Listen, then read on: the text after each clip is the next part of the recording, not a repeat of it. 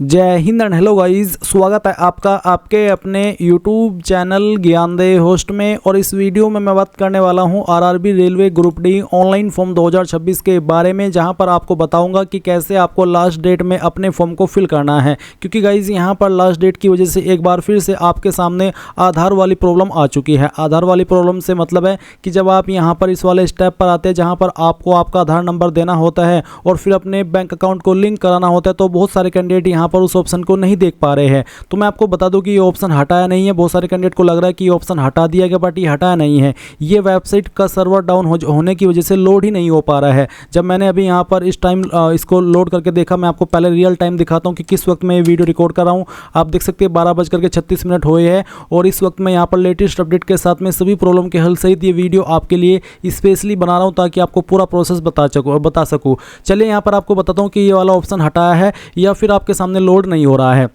तो ये देख लीजिए, मैंने ये वेबसाइट ओपन करके रखी है और अभी कुछ मिनट पहले ही मैंने ओपन की थी। अब मैं इसको आपके सामने रिफ्रेश करता हूँ। मैंने वेबसाइट को रिफ्रेश किया। रिफ्रेश करने के बाद मैं नीचे आया तो देख सकते हैं यहाँ पर बैंक अकाउंट का ऑप्शन मुझे दिखाई दे रहा है। तो ये ऑप्शन हटाया नहीं है। अब आप देख लीजिए, मैंने एक बार फिर से रिफ्रेश किया और bank detail for refund of fee, ये जो वाला ऑप्शन है वो मेरे सामने शो नहीं हो रहा है, बाकी सभी शो हो रहे हैं। तो गाइज ये सर्वर डाउन होने की वजह से इस तरह से आपके सामने आ रहा होगा। आपको वेबसाइट को तब तक रिफ्रेश करना है जब तक आप यहाँ पर ये वाला ऑप्शन न देख सके। और गाइज यहाँ पर बहुत सारे कैंडिडेट ऐसे है जो कि ऑप्शन देख पा रहे हैं बट उनका जो अकाउंट है वो लिंक नहीं हो रहा है। इस वीडियो के अंदर बताऊंगा कि कैसे आपको लिंक करना है। अगर आपका जो आधार नंबर है वो बैंक के साथ में लिंक नहीं है तो वो कैसे लिंक करना है, इसकी जानकारी आपको आगे इस वीडियो में दी जाएगी। और अगर तब भी नहीं हो रहा है तो गाइज आप अपनी फैमिली का या अपनी फ्रेंड्स का यहाँ पर आधार नंबर डाल दीजिए जिसका बैंक के साथ में लिंक है। इसमें आपको सिर्फ फीस रिफंड की जाती है। आप कहीं ऐसा मत करना कि आप इसके चक्कर में अपना फॉर्म ही ना भर सके। किसी का भी भर दीजिए। आपको जब ऐसा है कि यार मुझे तो बस अपने एग्जाम से मतलब है, चाहे मेरी फीस कहीं भी चली जाए या किसी के भी पास चली जाए, ये जो रिफंड वाली फीस है मुझे इससे मतलब नहीं, मुझे मतलब है कि मेरा फॉर्म एक्सेप्ट हो जाए और मैं एग्जाम दे सकूं। तो ऐसे में यहाँ पर गाइज किसी का भी आप आधार नंबर दे दीजिए जो कि आपके फैमिली हो या फ्रेंड्स हो या फिर कोई भी जिसका भी आपको देना है, बस उसका जो अकाउंट है वो आधार के साथ में लिंक होना चाहिए। बाकी कोई इशू वाली बात नहीं है क्योंकि ये परमिशन आरआरबी ने आपको दे रखी है कि आप अगर अपना नहीं हो रहा है किसी और का भी अकाउंट यहाँ पर लिंक करा सकते हैं। तो इस वीडियो के अंदर आपको कंप्लीट जानकारी दी जाएगी। और आज आपकी लास्ट डेट है। लास्ट डेट का भी आधा दिन ही बचा हुआ है क्योंकि यहाँ पर 9 मार्च 2026 रात 11:59 तक अपना फॉर्म भर पाएंगे, अब नया राशन कर पाएंगे। उसके बाद में आपका लिंक डीएक्टिवेट कर दिया जाएगा और कोई नया फॉर्म नहीं भर सकेंगे। हाँ, अगर आपके फॉर्म के अंदर कोई गलती हो जाती है तो गाइज आप यहाँ पर 12 से 21 मार्च 2026 तक अपने फॉर्म के अंदर करेक्शन या फिर एडिट कर सकते हैं। तो इस वीडियो के अंदर आपको कंप्लीट जानकारी दी जाएगी सभी प्रॉब्लम के हल सहित। तो वीडियो को पूरा देखना है। फटाफट से वीडियो को लाइक शेयर करके चैनल को सब्सक्राइब कर ले और जो लिंक वीडियो के डिस्क्रिप्शन में दिया इसको ओपन कर ले। आपके सामने सब इन्फॉर्मेशन आएगी, जानने को मिलेगा कि 22,195 पोस्ट है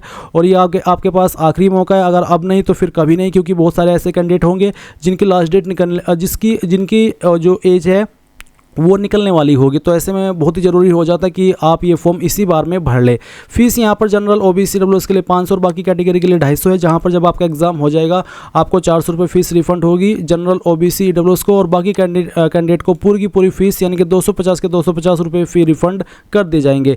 तो यहाँ पर आपने सभी इन्फॉर्मेशन चेक करने के बाद इंपॉर्टेंट लिंक के सेक्शन में आना है और अप्लाई ऑनलाइन लिंक ओपन करना है। देन आपके सामने ये ऑफिशियल वेबसाइट आ जाएगी। यहाँ पर जब आप आ जाए तो आप लॉगिन के ऊपर क्लिक करेंगे और अगर आप पहले अकाउंट क्रिएट कर चुके हैं, आपका रजिस्ट्रेशन हो चुका है, तो आप यहाँ पर लॉगिन विद आधार या फिर login with RRB account credential, इनमें से कोई भी माध्यम सेलेक्ट कर लेंगे। अगर आप login with RRB account credential select कर रहे हैं तो यहाँ पर आपको आपका रजिस्टर्ड नंबर या ईमेल एड्रेस देना होगा, अपना पासवर्ड जो आपने बनाया था, और फिर आई एम नॉट रोबोट के ऊपर क्लिक करके लॉगिन कर लेंगे। उसके बाद में आपको ओटीपी डिसाइड करना है कि आप नंबर के ऊपर चाहते हैं या ईमेल के ऊपर। मैं आपको सजेस्ट करूँगा कि आप ईमेल वाला ओटीपी चाहिए क्योंकि ईमेल वाला ओटीपी थोड़ा जल्दी आ जाता है। एंड अगर आप ये पासवर्ड भूल चुके हैं तो आप फॉरगॉट पासवर्ड के ऊपर क्लिक करके अपना रजिस्टर्ड नंबर डालेंगे, डेट ऑफ बर्थ डालेंगे और प्रोसीड के ऊपर क्लिक कर देंगे। देन आपको एक नया पासवर्ड सेंड किया जाएगा जिसका इस्तेमाल करके आप लॉगिन हो जाएंगे। अब गाइज अगर आप बिल्कुल फ्रेशर है, आपने इस वेबसाइट का इस्तेमाल करके अभी तक कोई फॉर्म भरा ही नहीं, तो गाइज आप यहाँ पर क्या करेंगे, आपको क्रिएट एन अकाउंट इसके ऊपर क्लिक करना है। देन यहाँ पर प्लीज नोट करके भी उनको यही चीज बोली जा रही है कि अगर आपने 2024 या फिर 2025 के अंदर कोई भी सीएन का फॉर्म जो कि आरआरबी के द्वारा इशू किया गया वो भर लिया था तो आप इसमें दोबारा रजिस्ट्रेशन नहीं करेंगे, आप डायरेक्टली लॉगिन कर लेंगे। करेंगे। बट गाइज अब आप इस वाले इंटरफेस पर आए हैं या फिर यहाँ तक आए हैं इस वीडियो के अंदर, तो आप इसमें पहले से रजिस्टर्ड नहीं है, पहली बार कोई फॉर्म भर रही है इस वेबसाइट का इस्तेमाल करते हुए, तो आप यहाँ पर इस प्लीज़ नोट को ओके कर दीजिए। अब आती है कंट्री ऑफ नेशनलिटी। तो सबसे पहले आपको यहाँ पर इसमें इंडिया सेलेक्ट कर लेना अगर आप इंडियन हैं। फिर आपको यहाँ पर आपका जो फुल नेम है वो एंटर करना है 10th के सर्टिफिकेट के अकॉर्डिंग। और गाइज इस फुल नेम को आपको यहाँ पर दोबारा डाल करके वेरीफाई भी कर देना है। फिर आपसे पूछेगी कि आपने 10वीं के बाद में आपका नाम बदला है, अगर हाँ तो यस, नहीं तो आप नो कर देंगे। फिर जो आपका डेट ऑफ बर्थ है वो आप यहाँ पर कैलेंडर के ऊपर क्लिक करके सिलेक्ट करेंगे। पहले आप यहाँ से आपका जो ईयर है वो सिलेक्ट कर लेंगे, फिर उसके बाद में आपको यहाँ पर जो आपका मंथ है वो सिलेक्ट करना है एंड देन यहाँ पर डे, तो आपका डेट ऑफ बर्थ आ जाएगा। फिर गाइज आपको डेट ऑफ बर्थ को यहाँ पर दोबारा से यहाँ पर डाल के वेरीफाई करना है। तो जो भी आपका डेट ऑफ बर्थ अभी आपने भरा वो आप यहाँ पर एंटर कर दें। इसके बाद आप आपका जेंडर सेलेक्ट कर लेंगे, मेल या फीमेल। जेंडर को दोबारा सेलेक्ट करके वेरीफाई कर देंगे। सेम वे में आप यहाँ पर आपका जो फादर नेम है वो एंटर करेंगे। ये भी आपको 10th के सर्टिफिकेट के अकॉर्डिंग फिल करना है। तो फादर नेम को आपको यहाँ पर दोबारा डाल करके वेरीफाई कर देना है। इसके बाद आप यहाँ पर आपकी माताजी का नाम एंटर करेंगे, माताजी के नाम को दोबारा डाल करके वेरीफाई कर देंगे। फिर आती कॉन्टैक्ट डिटेल। यहाँ पर आप आपकी ईमेल एड्रेस डालेंगे जो कि आप रजिस्टर करना चाहते हैं और फिर जनरेट ईमेल ओटीपी के ऊपर क्लिक करेंगे। आपकी इस ईमेल के ऊपर एक ओटीपी सेंड किया जाएगा जो कि आप यहाँ पर डाल करके वेरीफाई कर देंगे। सेम वे में आप आपका मोबाइल नंबर डालेंगे और जनरेट मोबाइल ओटीपी इसके ऊपर क्लिक करके इसको भी वेरीफाई कर देंगे। अब आपके पास 3 ऑप्शन नीचे यहाँ पर है। एक है वेरिफिकेशन थ्रू डिजिलॉकर और दूसरा है वेरिफिकेशन थ्रू आधार कार्ड या फिर I do not have Aadhaar card. तो अगर आप डिजिलॉकर के माध्यम से वेरिफिकेशन करना चाहते तो आपको वेरिफिकेशन थ्रू डिजिलॉकर इसके ऊपर क्लिक करना होगा। आपको डिजिलॉकर की वेबसाइट के ऊपर ट्रांसफर किया जाएगा। अगर आपका डिजिलॉकर की वेबसाइट के ऊपर पहले से अकाउंट बना हुआ है तो आप डायरेक्टली लॉगिन करके अपनी परमिशंस अलाउ कर देंगे और जो आपकी डिटेल्स हैं जो भी आपने वहाँ पर डिजिलॉकर के ऊपर डॉक्यूमेंट्स अपलोड किए वो यहाँ पर सभी फैच कर ले जाएंगे। और अगर आप आधार कार्ड के थ्रू इसमें वेरिफिकेशन कराना चाहते तो आप इसके ऊपर क्लिक करेंगे, देन आपको आधार की वेबसाइट के ऊपर ट्रांसफर किया जाएगा। वो कैसे आप देख लीजिए, नीचे यहाँ पर आपसे आपका आधार नंबर मांगा है। जैसे आप आपका आधार नंबर डालेंगे, जनरेट आधार ओटीपी के ऊपर क्लिक करेंगे तो गाइज यहाँ पर एक ओटीपी आपको सेंड किया जाएगा। वो ओटीपी डालेंगे और वेरीफाई के ऊपर क्लिक करके उसको वेरीफाई कर देंगे। इसके बाद आप यहाँ पर टिक करेंगे, फिर आप एक पासवर्ड क्रिएट करेंगे। पासवर्ड आपका कैसा उसका आप एग्जांपल देख लीजिए। पासवर्ड के अंदर इंग्लिश का कैपिटल लेटर कम से कम एक, स्मॉल लेटर कम से कम एक स्पेशल कैरेक्टर और साथ ही डिजिट, कुछ इस तरह का पासवर्ड आप बना लेंगे अपनी मर्जी से और उस पासवर्ड को दोबारा डाल करके वेरीफाई कर देंगे। फिर आप यहाँ पर आई एम नॉट रोबोट के ऊपर क्लिक करेंगे और preview and create an account इसके ऊपर क्लिक करेंगे। इसके ऊपर क्लिक करने के बाद जो भी जानकारी आपने शुरू से लेकर अभी तक भरी है वो सभी आपके सामने आएगी। अच्छे से जानकारी एक एक करके चेक कर लेना क्योंकि ये वो सब जानकारी है जो कि करेक्शन के टाइम भी आप एडिट नहीं कर पाएंगे, इसलिए सभी जानकारी अच्छे से चेक करनी है, टाइम लगा करके एक स्पेलिंग, ताकि आपको पूरी तरीके से श्योरिटी हो जाए कि यहाँ सभी इन्फॉर्मेशन सही है। और जब आपकी इन्फॉर्मेशन बिल्कुल करेक्ट हो तब आप यहाँ पर इसको सबमिट कर देना। जैसे ही आप ये प्रोसेस कंप्लीट कर लेंगे आपका अकाउंट क्रिएट हो जाएगा।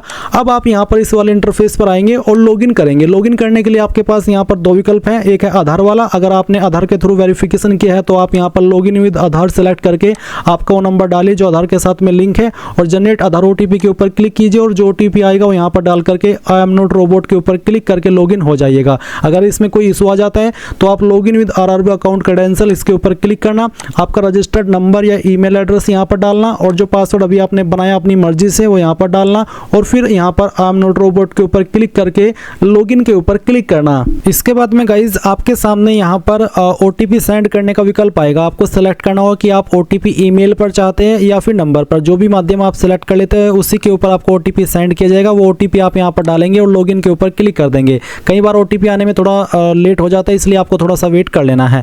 अब आप यहाँ पर क्या करेंगे, ऑनलाइन एप्लीकेशन के सेक्शन में क्लिक करेंगे। आपको यहाँ पर आपकी वैकेंसी देखने को मिल जाएगी।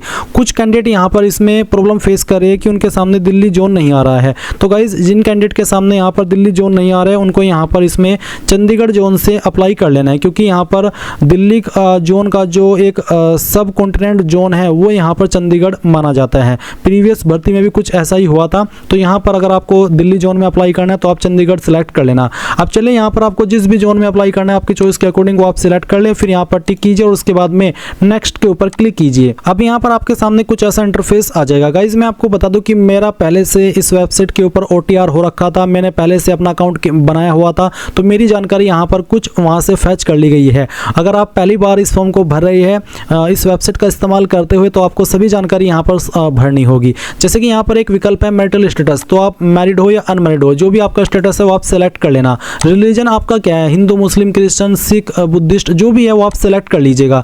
अगर आप मुस्लिम है तो आपसे यहाँ पर एक सवाल पूछा कि do you wish to avail fee exemption, यानी कि जो फी एग्जाम्शन मिलता है आपको, जो कि अगर आप जनरल, ओबीसी, डब्ल्यू से आप यहाँ पर अभी 500 रुपये फीस पे कर रहे हो, जब आपका एग्जाम हो जाएगा तो आपको 400 रुपये फीस रिफंड होगी, और जो बाकी कैटेगरी कैंडिडेट है उनको यहाँ पर पूरी की पूरी फीस रिफंड कर दी जाएगी। तो ये उसी के संबंध में सवाल है, जिसमें आपको अगर आपने यस कर दिया तो आपको जो फीस रिफंड जो मिलता है वो मिलेगा, और अगर आपने यहाँ पर नो कर दिया तो गाइज आपको आपकी जो फीस है वो रिफंड नहीं की जाएगी। जैसे कि मैंने यहाँ पर इस वाले ऑप्शन में यस किया, तो यस करने पर यहाँ पर मेरे सामने एक इन्फॉर्मेशन आई है जहाँ पर ये बोला है कि you have claimed waiver of examination fee, you will be required to furnish an affidavit on non judicial stamp paper mentioning your minority community at the time of document verification, यानी कि आपको यहाँ पर आपका जो कास्ट सर्टिफिकेट है वो show करना होगा, जिसमें कि आपको ये दर्शाया गया हो कि हाँ आप आपकी जो फीस है वो रिफंड चाहते हैं। तो आप यहाँ पर I understand and I agree इसके ऊपर क्लिक करेंगे।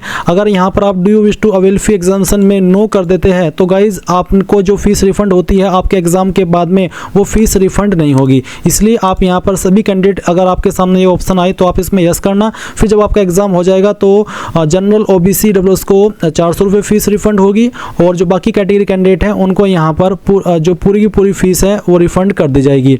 अब आता है मदर टंग, यानी कि आपकी मातृभाषा कौन सी है। आप जिस भी स्टेट में हैं और उस स्टेट की जो लोकल लैंग्वेज है वो जो वहाँ पर बोली जाती है वो लोकल लैंग्वेज आप यहाँ पर सेलेक्ट कर लेंगे, वही आपकी मदर टंग कहलाई जाती है।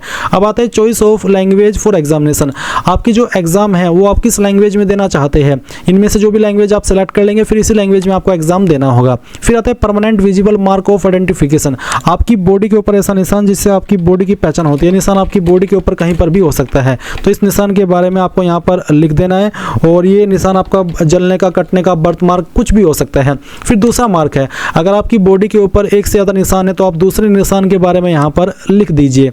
उसके बाद आती है कास्ट कम्युनिटी, यानी कि आपकी कास्ट कैटेगरी कौन सी है, जनरल हो, एसटी हो, ओबीसी हो या फिर ईडब्ल्यूएस है, जो भी आपकी कास्ट कैटेगरी है वही आप सेलेक्ट करेंगे। अगर आप अनरिजर्व्ड है, जनरल है, तो आपके सामने कोई अतिरिक्त ऑप्शन नहीं आएगा, बट अगर आपकी कैटेगरी एसटी है तो यहाँ पर गाइज आपके सामने अतिरिक्त ऑप्शन आएगा, जैसे कि आप देख सकते हैं कि एससी एसटी कैंडिडेट को यहाँ पर जो आपका सर्टिफिकेट है वो देना होगा। मैं यहाँ पर I understand and I agree इसके ऊपर क्लिक करता हूँ, आपके सामने कुछ इस तरह से विकल्प आएंगे। अगर आप ओबीसी सिलेक्ट करते हैं तो भी आपके सामने यहाँ पर इसी तरीके से विकल्प आएंगे। ओबीसी सिलेक्ट करने पर एक अतिरिक्त विकल्प ये है कि जहाँ पर पूछा कि सिलेक्ट नॉन क्रीमी या फिर creamy layer status under OBC, अगर आप ओबीसी क्रीमी लेयर है तो आपको जनरल के रूप में कंसिडर किया जाएगा, और अगर आप नॉन क्रीमी लेयर ओबीसी तो फिर आपको जो रिजर्वेशन के फायदे हैं वो यहाँ पर मिलेंगे। तो चलिए मैं यहाँ पर नॉन क्रीमी लेयर सेलेक्ट करता हूँ। तो इसके बाद में आपको ये बोला है कि जो आपका ओबीसी सर्टिफिकेट है वो आपका 1 अप्रैल 2025 के बाद का बना होना चाहिए और 2 मार्च 2026 के बीच, यानी कि आपका कास्ट सर्टिफिकेट 1 अप्रैल 2025 से लेकर के 2 मार्च 2026 के बीच का बना होना चाहिए, और उसमें जो आपकी मैक्सिमम इनकम है वो 8 लाख से ज़्यादा ना हो। अगर उसमें 8 लाख से ज़्यादा इनकम आपने दिखाई तो फिर आपको यहाँ पर रिजर्वेशन का फ़ायदा ओबीसी का नहीं मिलेगा, तो उससे कम ही रहनी चाहिए। तो आप I understand and I agree इसके ऊपर क्लिक कर देंगे। रही बात विकल्प की, तो विकल्प इस तरह से आपके सामने आएंगे। अगर आप SC ST है तो भी आपके सामने ये सब विकल्प आएंगे, और अगर आप ओबीसी है तो भी आपके सामने यही वाले विकल्प आएंगे।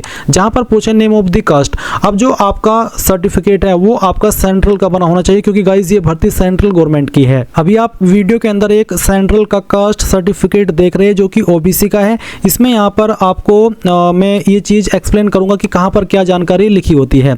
तो इसमें गाइज अभी सबसे पहले आपसे पूछिए इसमें नेम ऑफ द कास्ट, तो कास्ट इसमें कहाँ पर मेंशन होती है। तो इसमें यहाँ पर आप देख सकते हैं इस कैंडिडेट की जो कास्ट है वो यहाँ पर लिखा गया है तेली कम्युनिटी। आप देख सकते हैं Uttar Pradesh state belongs to the Teli community, यानी कि यहाँ पर जो आपका लिखा होगा कास्ट वो कास्ट आपको यहाँ पर इसमें नेम ऑफ द कास्ट में लिख देना है इस तरह से। उसके बाद में पूछे कम्युनिटी सर्टिफिकेट नंबर, तो कम्युनिटी सर्टिफिकेट नंबर क्या है आप यहाँ पर देख सकते हैं। इसमें आवेदन क्रमांक है और प्रमाण पत्र क्रमांक है। तो गाइज जो आपका प्रमाण पत्र क्रमांक है यही आपका सर्टिफिकेट नंबर कहलाया जाता है। तो आप यहाँ पर इसमें सर्टिफिकेट नंबर में जो आपके सर्टिफिकेट में लिखा है प्रमाण पत्र क्रमांक वो लिख देंगे। उसके बाद आता है कम्युनिटी सर्टिफिकेट इशूइंग अथॉरिटी, कौन सी अथॉरिटी ने इसको जारी किया। यहाँ पर काफ़ी सारी पोस्ट दी गई है। अब ये कैसे पता चलेगा कि मेरा सर्टिफिकेट कौन से पोस्ट के अधिकारी ने जारी किया है। आप यहाँ पर सक्षम अपने इस सर्टिफिकेट में आइए और देखिए यहाँ पर सक्षम अधिकारी के बाद में कौन सी पोस्ट को लिखा गया है। जैसे कि ये सर्टिफिकेट इस कैंडिडेट का तहसीलदार के द्वारा जारी हुआ है। ऐसा नहीं है कि आपका सर्टिफिकेट भी तहसीलदार के द्वारा ही जारी हो, ये अलग अलग पोस्ट के अधिकारी द्वारा जारी होता है। तो आपको देखना है यहाँ पर सक्षम अधिकारी के बाद में कौन सी पोस्ट लिखी है। जो भी पोस्ट लिखी है अगर वो हिंदी में लिखी है तो आप उसको इंग्लिश में ट्रांसलेट कर लेना, और अगर आप समझ पा रहे हैं कि हाँ ये इस पोस्ट के अधिकारी ने जारी किया तो अच्छी बात है। जैसे कि यहाँ पर तहसीलदार लिखी है, अब मैं यहाँ पर आता हूँ और इसमें मैं तहसीलदार सेलेक्ट कर लेता हूँ। अब आता है कौन सी स्टेट के द्वारा जारी हुआ है, तो ये सर्टिफिकेट जारी हुआ है उत्तर प्रदेश के द्वारा। तो चलिए मैं यहाँ पर इसमें उत्तर प्रदेश सेलेक्ट कर लेता हूँ। अब आते हैं कि कौन सी डेट में जारी हुआ है, तो ये सर्टिफिकेट जारी हुआ है 15 फरवरी 2025। बट गाइज ध्यान दीजिए कि जो ओबीसी का कास्ट सर्टिफिकेट है वो आपका 1 अप्रैल 2025 के बाद का बना होना चाहिए, यानी कि इस कैंडिडेट का ये सर्टिफिकेट वैलिड नहीं है क्योंकि इसमें ये पहले का बना हुआ है। तो आपको न्यू बनवा लेना है अगर आपकी डेट पुरानी है। चलिए मैं यहाँ पर ये सेलेक्ट कर लेता हूँ।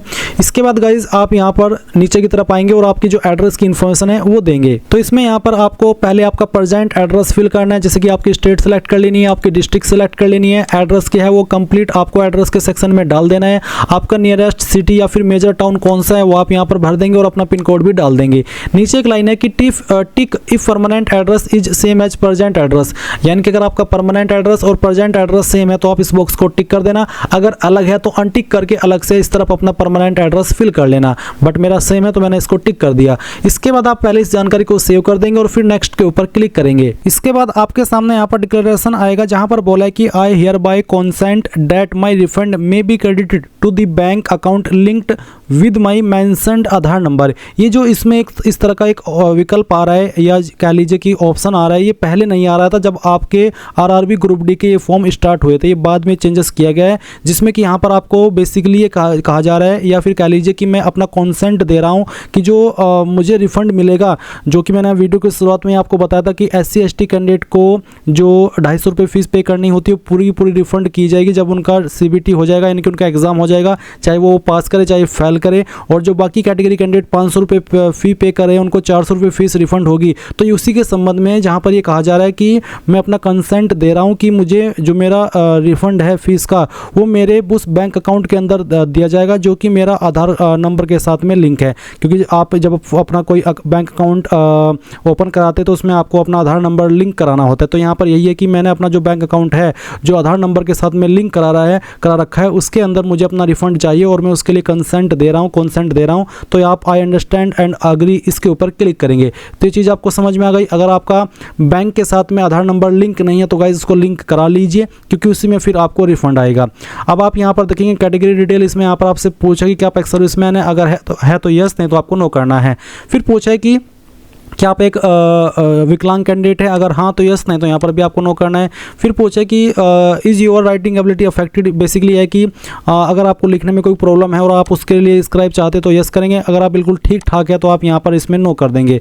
उसके बाद economically backward class section EBC है, आपसे पूछे कि आप एलिजिबल है फी कंसेशन अंडर EBC, अगर है तो आप यहाँ पर यस करेंगे, नहीं तो आप यहाँ पर नो कर देंगे। जैसे कि यहाँ पर है कि note EBC candidate should be aware that they are entitled only for fee concession and not to job reservation, यानी कि सिर्फ इनको फी कंसेशन मिलता है, कोई जॉब रिजर्वेशन इससे नहीं मिलेगा। If valid EBC certificate is not submitted during document verification then your candidature will be rejected, यानी कि जब आपका डॉक्यूमेंट वेरिफिकेशन होगा अगर आपने उस वक्त इस ऑप्शन में यस करके सर्टिफिकेट वहाँ पर नहीं दिया अपना EBC का तो फिर आपका फॉर्म रिजेक्ट कर जाएगा। तो अगर आप EBC है तो आप इसमें यस करेंगे, अगर आपको फी कंसेशन चाहिए और आपके पास सर्टिफिकेट है तो नहीं तो आप इसमें नो कर देंगे। फिर क्या आप एक एम्प्लॉय है इंडियन रेलवेज की, अगर हाँ तो यस, नहीं तो नो कर देना है।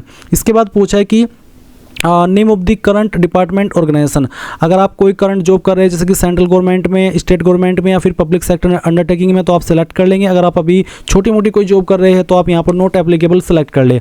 उसके बाद पूछे are you a course completed act apprentice in railway establishment and processing NAC, यानी कि national apprenticeship certificate granted by NCVT, यानी कि आप कोई अप्रेंटिसशिप अभी कर रहे हैं, अगर हाँ तो यस, नहीं तो आप यस करके उसकी इन्फॉर्मेशन देंगे और नहीं कर रहे तो आप सिंपली नो कर दीजिए। बट अगर आप यहाँ पर यस करेंगे तो गाइज आपको यहाँ पर ट्रेड सेलेक्ट करना होगा कि कौन से ट्रेड के अंदर आपने अप्रेंटिसशिप की है और उसके बाद में किस डेट से आपने ट्रेनिंग स्टार्ट की थी और किस डेट तक की थी। साथ ही क्या आपका रिजल्ट आ चुका है, अगर हाँ तो आप यस करेंगे। यस करने पर फिर आपको यहाँ पर सर्टिफिकेट नंबर देना होगा, सर्टिफिकेट डेट देनी होगी, यानी कि किस डेट में सर्टिफिकेट जारी हुआ है, कितने नंबर आपको आए थे और फिर कितने में से आए थे वो आप फुल मार्क्स में डालेंगे। और नहीं हुआ है सर्टिफिकेट रिलीज तो आप यहाँ पर नो कर देंगे। इसके अलावा अगर आपने किया ही नहीं रेलवे के अंदर आपका अप्रेंटिसशिप जो कि नेशनल अप्रेंटिसशिप सर्टिफिकेट होता है और ग्रांट किया जाता है आपको एनसीवीटी के द्वारा, तो आप यहाँ पर इसमें नो कर दीजिएगा। फिर यहाँ पर आपकी बैंक डिटेल की जानकारी आती है जहाँ पर आपको बेसिकली वो नंबर डालना है आधार का जिसके साथ में आपका बैंक अकाउंट लिंक है। मैंने यहाँ पर अपना लिंक करा लिया। अगर मैं चलिए इसको चेंज करता हूँ तो मैं चेंज अकाउंट डिटेल्स के ऊपर क्लिक करता हूँ। अब आप यहाँ पर वो आधार नंबर डालिए जो कि आप इसमें लिंक करना चाहते हैं, यानी कि जिसके अंदर आप फीस रिफंड चाहते हैं। पहले तो आप यहाँ पर खुद का नंबर डाल के देखिए। चलिए मैं आपको लाइव करके दिखाता हूँ। अब जैसे कि मैंने यहाँ पर एक आधार नंबर डाला और ये आधार नंबर डालने पर मेरे सामने आया no active bank mapping found, यानी कि इसका मतलब है कि जो आधार नंबर आप यहाँ पर दे रहे हैं चाहे वो अपना है या फिर आपके फैमिली मेंबर या आपके फ्रेंड का, वो आधार के साथ में लिंक नहीं है। तो ऐसे में यहाँ पर आपको यहाँ पर ये ऑप्शन भी दिया है कि आप अपना अभी के अभी अकाउंट के साथ में बैंक जो आधार नंबर है वो लिंक करा लीजिए। तो आप क्या करेंगे, सीड अकाउंट नाउ इसके ऊपर क्लिक करेंगे, देन आपके सामने ये वाली वेबसाइट आएगी। यहाँ पर गाइज आपको आ जाने के बाद में क्या करना है वो आप जान लीजिए। आप यहाँ पर प्रोडक्ट इसके ऊपर देख सकते हैं, काफ़ी सारे विकल्प आ रहे हैं। आपको थोड़ा सा स्क्रॉल करके नीचे की तरफ आना है। इसके बाद यहाँ पर आप देखेंगे कि ऊपर की साइड में ही आपको एक कस्टमर का जो सेक्शन है वो देखने को मिलेगा। यहाँ पर इसके ऊपर आप जब क्लिक करेंगे तो आप देखने को मिलेगा भारत आधार सीडिंग इनेबलर BASE। आप इसके ऊपर क्लिक कीजिए। इसके ऊपर क्लिक करने के बाद में यहाँ पर प्रोसेसिंग होगी, तो थोड़ा सा आपको वेट करना होगा क्योंकि ये भी वेबसाइट का सर्वर थोड़ा डाउन सा ही मुझे लग रहा है, थोड़ा स्लो चल रही है। अब जब आप इस इंटरफेस पर आ जाए तो आपको यहाँ पर देखने को मिलेगा आधार सीडिंग और डीसीडिंग, तो आप इसके ऊपर क्लिक करना। अब यहाँ पर आप आधार नंबर डालना अपना, फिर इसमें रिक्वेस्ट फॉर आधार में सीडिंग सेलेक्ट कर लेना, फिर आपका जो बैंक अकाउंट है वो आपको यहाँ पर सेलेक्ट कर लेना है, जिस भी आपका बैंक है वो आप यहाँ पर सेलेक्ट कर लेंगे। ये सिलेक्ट करने के बाद में आप यहाँ पर देखेंगे सीडिंग टाइप, तो इसमें आप फ्रेश सीडिंग सेलेक्ट कर लेंगे। उसके बाद अकाउंट नंबर डालेंगे, अकाउंट नंबर को दोबारा डाल करके वेरीफाई करेंगे, यहाँ पर टिक करेंगे और ये कैप्चा को डाल करके सबमिट कर देंगे। देन गाइज आपका नंबर जो आधार के साथ में लिंक है उसके ऊपर एक OTP जाएगा। जैसे आप OTP वेरीफाई कर देंगे, अगर आपका सक्सेसफुल हो जाता है, कोई इशू नहीं आता, तो गाइज आपका अकाउंट सीड हो जाएगा। आप यहाँ पर जो आधार मैप्ड स्टेटस है वो भी देख सकते हैं कि हुआ है नहीं हुआ है, और रिक्वेस्ट स्टेटस चेक यानी कि उसको स्टेटस चेक को दोबारा से भी चेक कर सकते हैं। अगर हो गया तो अच्छी बात है, आपको ज़्यादा टाइम इसमें लगाना नहीं है। नहीं तो अगर आप क्या करेंगे, आप ऐसे किसी बंदे का नंबर डालिएगा आधार का जो कि पहले से ही लिंक है, यानी कि अगर ये नहीं हो रहा है एक बार ट्राई करके देख लेना। अगर खुद का हो जाता है तो अच्छी बात है, नहीं होता है तो फिर किसी से और बंदे का डाल देना और उसके बाद में आप यहाँ पर सेव कर देना। क्योंकि गाइज अगर किसी और बंदे का आप दे रहे हैं, चाहे वो आपकी फैमिली चाहे फ्रेंड है, तो कोई इशू वाली बात नहीं है, ऐसा नोटिफिकेशन में भी लिखा हुआ है। अब आप यहाँ पर इसको सेव कर देंगे और फिर यहाँ पर आई अंडरस्टैंड इसके ऊपर क्लिक करके नेक्स्ट के ऊपर क्लिक करेंगे। अब आपके सामने क्वालिफिकेशन की जानकारी आ चुकी है। तो मेरी जानकारी पहले से भरी हुई है, तो मैं यहाँ पर दिखाता हूँ कि कैसे आपको 10वीं की जानकारी भरनी है। अगर आप फर्स्ट टाइम इस फॉर्म को भर रहे हैं इस वेबसाइट का इस्तेमाल करते हुए, तो आप मैट्रिकुलेशन सेलेक्ट कर लेंगे, फिर स्टेट बताएंगे कि कहाँ से आपने आपकी 10वीं की है, कौन सी डिस्ट्रिक्ट के द्वारा की है वो डिस्ट्रिक्ट सेलेक्ट कर लेंगे और अपने बोर्ड का नाम यहाँ पर डाल देंगे। किस डेट में पास कर ली थी वो डेट सेलेक्ट करेंगे, आपका 10वीं का रोल नंबर और फिर आपका जो 10वीं का सीरियल नंबर है या फिर सर्टिफिकेट नंबर है, कोई एक चीज़ यहाँ पर डाल देंगे। इसके बाद आप इसको सेव के ऊपर क्लिक करेंगे तो जानकारी आपकी ऐड हो जाएगी। अब गाइज अगर आप इसमें नेशनल अप्रेंटिसशिप सर्टिफिकेट के माध्यम से अप्लाई कर रहे हैं तो आप यहाँ पर NAC सेलेक्ट करेंगे, फिर बताएंगे कौन सा ट्रेड है, तो इसमें एनी डिसिप्लिन है तो एनी डिसिप्लिन सेलेक्ट कर लेना, स्टेट सेलेक्ट करना, डिस्ट्रिक्ट सेलेक्ट करना जहाँ से आपने ITI की है, आपके इंस्टीट्यूट का नाम, date of passing, certificate number और सर्टिफिकेट NCVT के द्वारा ही होना चाहिए, तो आप इसको सेलेक्ट कर लेंगे। Certificate type and national apprenticeship certificate select करके ऐड के ऊपर क्लिक कर देंगे तो ये जानकारी आपकी ऐड हो जाएगी। अब अगर आप ITI के माध्यम से अप्लाई करें तो आप ITI सेलेक्ट करेंगे, ट्रेड सेलेक्ट करेंगे, एनी डिसिप्लिन इसमें ऑप्शन है, यानी कि कोई भी डिसिप्लिन वाला इसमें अप्लाई कर सकता है।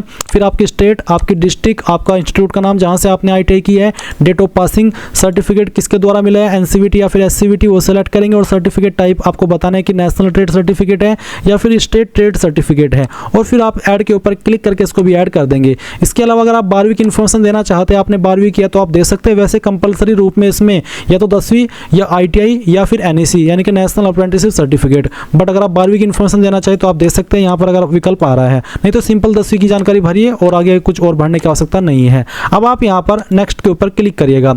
इसके बाद गाइज आपके सामने फोटो का ऑप्शन आता है और सिग्नेचर का ऑप्शन आता है। आपके फ़ोटो का साइज कितना होना चाहिए, यहाँ पर दिया 30 से 49 KB के बीच में। और आपका जो फ़ोटो है वो किस तरह का रिजेक्ट होगा वो आप देख लीजिए, और किस तरह का एक्सेप्ट होगा वो भी यहाँ पर आपको दिया गया है। तो आप आपका पहले फ़ोटो अपलोड करेंगे। आप फ़ोटो मोबाइल से भी अपलोड कर सकते हैं। चलिए मैं आपको बताता हूँ कि कैसे आपको फ़ोटो का प्रोसेस और सिग्नेचर का प्रोसेस कंप्लीट करना है। तो आपको यहाँ पर क्या करना है, आपको कैप्चर लाइव इमेज इसके ऊपर क्लिक करना है और आपको बोला है फ़ोटो कैप्चरिंग इंस्ट्रक्शंस। तो यहाँ पर क्या करें और क्या ना करें।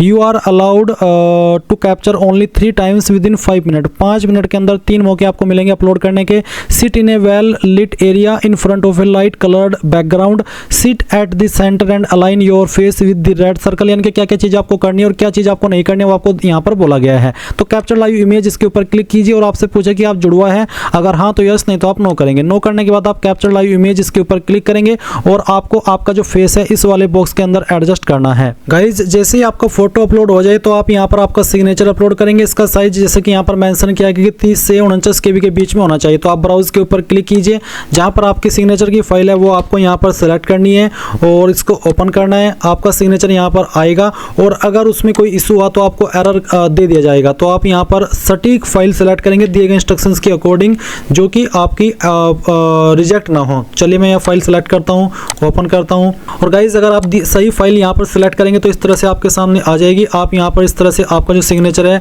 वो सेलेक्ट कर यहाँ पर उसको एडजस्ट करेंगे और एडजस्ट करने के बाद में राइट आइकन के ऊपर क्लिक करेंगे और फिर आप यहाँ पर देखेंगे कि आपका जो सिग्नेचर है वो इस तरह से आ जाएगा। फिर आप यहाँ पर टिक करेंगे और सेव के ऊपर क्लिक करके इसको सेव कर देंगे और फिर आप नेक्स्ट के ऊपर क्लिक करेंगे। इसके बाद गाइज आपके सामने यहाँ पर पोस्ट प्रेफरेंस वाला ऑप्शन आएगा। तो आपको इस तरह से यहाँ पर जानकारी देखने को मिलेगी। आपको किन किन जोन के लिए आप एलिजिबल है या फिर किन पोस्ट पर एलिजिबल है वो देखने को मिल जाएगा। आप यहाँ पर प्लस के आइकन के ऊपर क्लिक करके ये अपनी प्रेफरेंस देंगे कि मैं इस पोस्ट को किस नंबर पर